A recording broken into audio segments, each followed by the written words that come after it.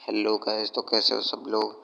Video को अब शुरू करते हैं। तो एपिसोड की शुरुआत में हमें बताया जाता है कि इस जगह पर कोई भी चीज़ 10 दिनों से ज़्यादा सहन नहीं कर सकती और उसके बाद वो जल जाती है।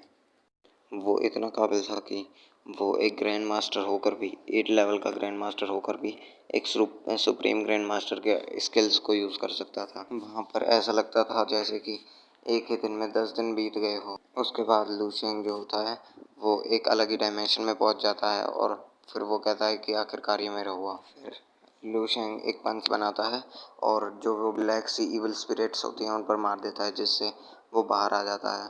फिर हमें एक बिल्डिंग का सीन दिखाया जाता है। उसी के पास एक घर होता है, उसमें लू शेंग बैठा होता है और फिर लू शेंग कहता है कि मुझे ऐसा लग रहा है जैसे कि मेरी मेंटल स्ट्रेंथ में कुछ बहुत ज़्यादा बेहतरीन चेंज हुआ है। फिर लू शेंग कहता है कोहेशन। फिर लू शेंग कहता है आखिरकार मुझे यकीन नहीं हो रहा, मैंने ये कर ही दिया। मुझे लगता है कि जो मेंटल स्ट्रेंथ मेरी पर ज़्यादा कुछ असर नहीं पड़ा है और ना ही कुछ चेंज हुआ है, पर अगर हम उसे देखें उसकी क्वालिटी के ऊपर तो उसकी क्वालिटी पहले से बहुत ज़्यादा अच्छी हुई है। जो कुंगी है और उसकी मेंटल पावर एयर है, और उसके बाद जो डोंग है, इंस्ट्रक्टर डोंग, उसकी जो मेंटल पावर है वो वाटर है। अगर मेरी मेंटल पावर देखें तो वो एक स्टील बॉल की है, जो कि एक प्योर स्टील से बनी हुई बॉल है। बेशक से जो इसका साइज़ है वो सेम है, पर अगर हम इसकी बात करें इसकी क्वालिटी की और इसकी शार्पनेस की, वो बाकियों से बहुत ज़्यादा हायर है। और ये मेरी जो मेंटल स्ट्रेंथ है उसमें बहुत बड़ा जो प्रोग्रेस है वो है। फिर लू शेंग अपने हाथों पर अपनी साइकिक पावर को यूज़ करता है और फिर वो हैरान होता है कि उसकी जो साइकिक पावर है उससे बिल्डिंग ही उठ गई होती है। फिर लू शेंग कहता है मैंने सोचा नहीं था कि मेरे पास इतनी ताकत होगी, इतनी मेंटल स्ट्रेंथ हो जाएगी।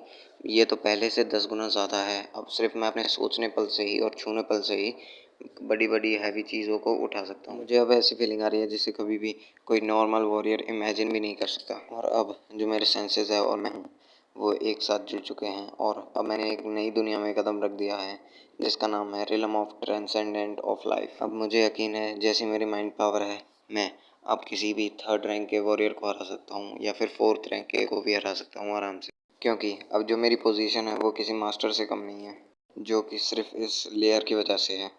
बेशक से ये पतली सी लग रही होगी, पर ये मेरी जो मेंटल स्ट्रेंथ है, मेंटल पावर है, उस पर डिपेंड करती है। जैसे जैसे मेरी मेंटल पावर का आउटपुट बढ़ता जाएगा वैसे वैसे जो ये मेरी लेयर है ये और ज़्यादा स्ट्रेंथन हो जाएगी।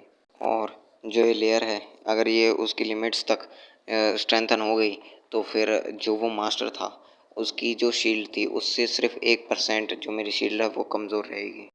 क्योंकि जो ये पोजीशन है ये मुझे उस मास्टर की विल से मिली है।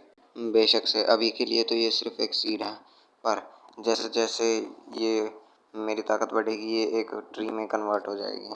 फिर इसके बाद ही मैं अपने आप जो ट्रू मास्टर विल है उस तक पहुंच जाऊंगा। फिर हमारा सीन चेंज होता है और हमें सी एंड पेस्ट रेस्टोरेंट का सीन दिखाया जाता है जहाँ पर लू शेंग बैठा होता है और वो किसी को मैसेज कर रहा होता है।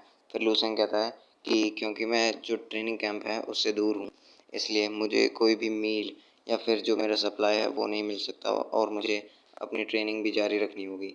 इसके लिए मुझे टॉनिक्स की ज़रूरत होगी जो कि मेरी ट्रेनिंग में काम आएंगे। फिर हम देखते हैं वहाँ पर जो प्रेसिडेंट जियाओ हैं उनके असिस्टेंट आ जाती है और फिर वो कहती है कि ओह ये तो एक स्टूडेंट ही है। सो गाइस यहाँ पर एपिसोड खत्म होता है, तो मिलेंगे अगले एपिसोड में। और गाइस कमेंट करना बिल्कुल मत भूलिएगा, क्योंकि अगली बार से मैं अपनी वीडियो में कमेंट्स डालूंगा ज़रूर से कि किस किस ने कमेंट किए हैं और उनके नाम भी बताऊंगा भाई।